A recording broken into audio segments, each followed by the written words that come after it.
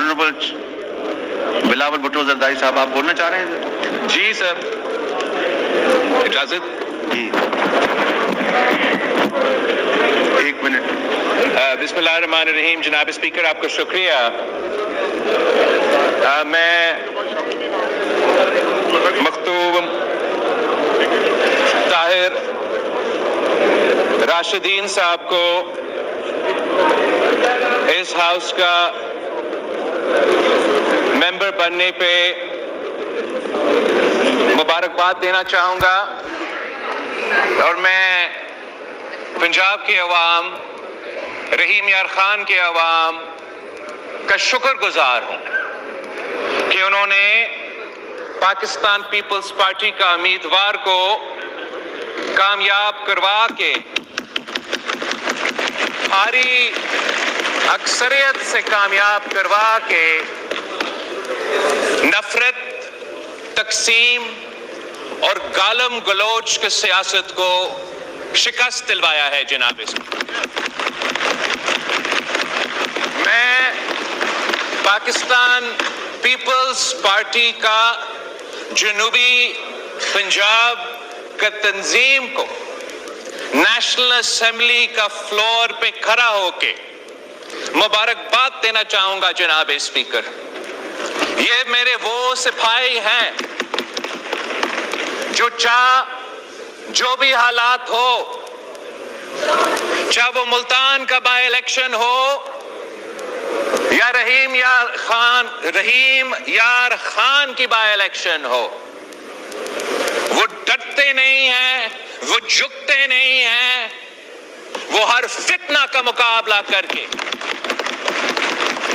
جھوٹ، پروپیگنڈا اور گالم گلوچ کا سیاست کا مقابلہ کر کے عوام کی طاقت سے، ووٹ کی طاقت سے منتخب ہو کے یہاں پہنچے۔ جناب اسپیکر، یہ وہ امیدوار ہیں جو ہر پولنگ سٹیشن کا فارم 45 آپ کو دکھا سکتے ہیں۔ یہ جو میرے ساتھی یہاں موجود ہیں، میں تو چاہتا ہوں کہ ہم مل کے order in the house, order اس طرح نہ کریں۔ سیاست ابھی آپ کے بھی 6 ممبران نے بولنا ہے کوشچن آور کے بعد۔ جمہوری سفر نو کراس میں ساتھ چلے، ہم اپنا سیاست کو فعال کرے، صدارہ کو فعال کرے، چارٹر آف ڈیموکریسیز طے کرے، مگر اس سے پہلے ایک بنیادی بات طے کرنا پڑے گا جناب اسپیکر، کہ پاکستان کی سیاست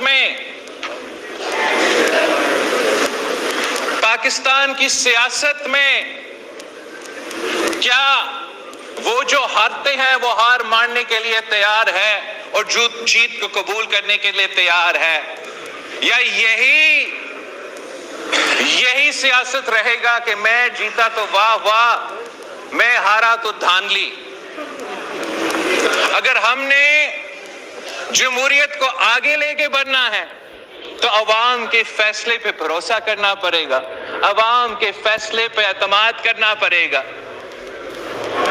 میں اس الیکشن میں جو سیاسی جماعتوں نے مل کے یہ الیکشن ہمارے ساتھ چلے، ہمارے سیاسی اتحادی، حکومتی اتحادی اور وہ آزاد امیدوار کے بھی شکر گزار ہوں جنہوں نے سب ایک ہو کے یہ ثابت کر دیا کہ پاکستان کے عوام اس وقت سازشی سیاست کے ساتھ کھڑے نہیں ہیں۔ پاکستان کے عوام اس وقت گالم گلوچ کی سیاست کے ساتھ کھڑے نہیں ہیں۔ پاکستان کے عوام اس وقت قیدی نمبر 804 کے ساتھ کھڑے نہیں ہیں۔ جتنے بھی بائی الیکشنز ہوئے ہیں جناب اسپیکر، جتنے بھی بائی الیکشنز ہوئے ہیں جناب اسپیکر، تشریف رکھیں جتنے بھی بائی الیکشنز ہوئے ہیں جناب اسپیکر،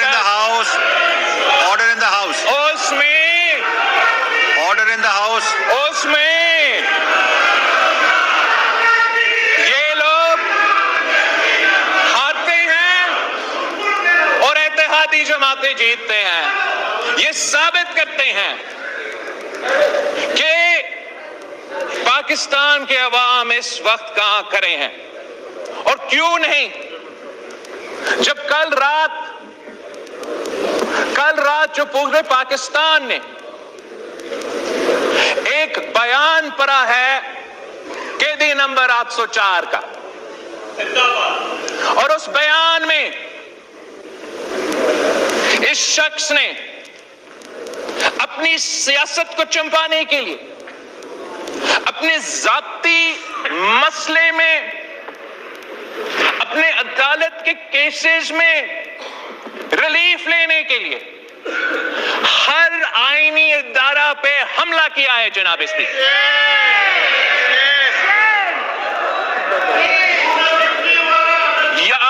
मैं तजवीज कर देता हूं तरीके इंसाफ को कि इसको आप तहकीकात करें कि क्या ये वाकई खान साहब का स्टेटमेंट था या नहीं।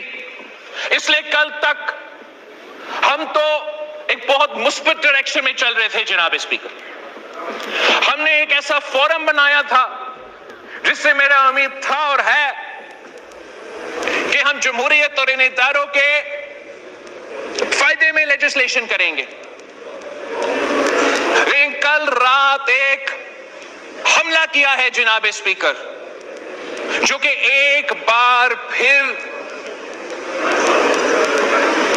जमहूरियत पे एक हमला है।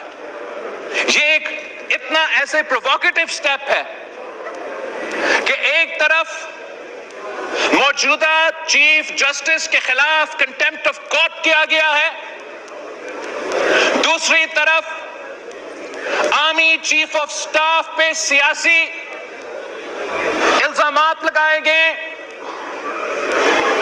उस ओहदा को मुतनाज़ा बनाने के लिए।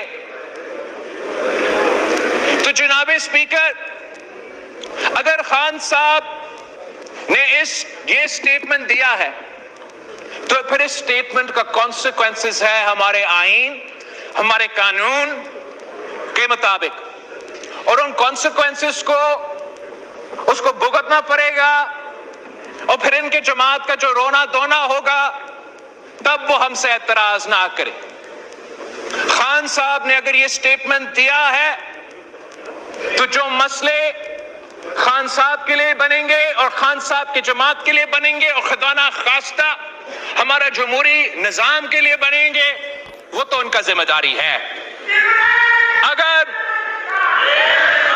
ये स्टेटमेंट खान साहब ने नहीं दिया, अगर खान साहब ने ये स्टेटमेंट नहीं दिया तो अब फौरी कायदे हिज़्ब इख्तिलाफ या उनके पार्टी का चेयरमैन एक्सप्लेनेशन दे कि ये ट्विटर अकाउंट